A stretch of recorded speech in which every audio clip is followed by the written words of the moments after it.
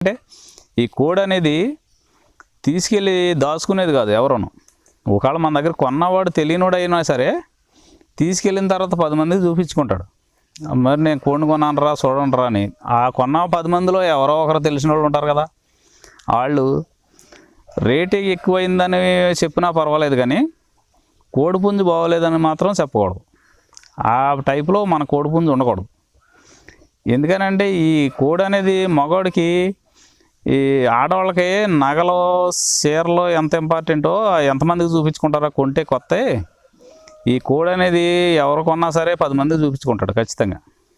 పంది వేసిన రోజున కూడా పలానా దొడ్లో కొన్నదే ఇది దెబ్బలాడలేదురా అని బాధపడే పరిస్థితి ఉండకూడదు.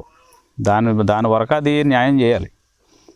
అది మనం గుర్తుపెట్టుకోవాలి. మంచి కోడిని, జాతి కోడిని నమ్ముకునే ప్రతి ఒక్కరూ గుర్తుపెట్టుకోవాల్సిన మొట్టమొదటి విషయం, కల్తీ చేయకూడదు.